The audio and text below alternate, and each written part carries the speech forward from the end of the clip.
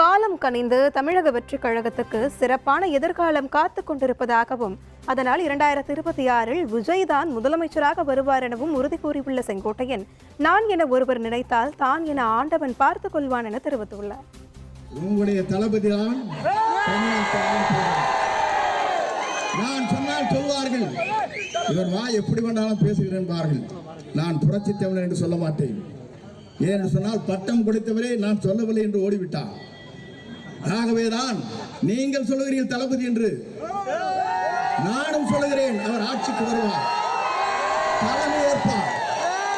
அந்த சக்தியை தமிழ்நாட்டை எவராலும் அசைத்து விட முடியாது. காலங்கள் கணிந்து கொண்டிருக்கிறது, நாட்கள் எண்ணப்பட்டு வருகிறது. டிசம்பர் மாதத்திற்குள் நம்மோடு கூட்டணி வலிமையாக வரும். நம்மோடு இன்னும் பல அமைச்சர்கள், முன்னாள் அமைச்சர்கள் வருவார்கள்.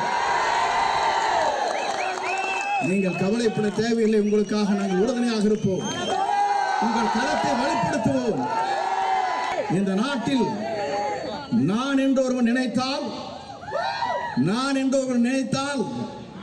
ஆண்டவன் தான் என்று காட்டி விடுவான். நீங்கள் கவலைப்பட தேவையில்லை. ஆண்டவன் வருவார், வெற்றியை சூடுவார். நாளை ஆட்சி மலரப் போகிறது.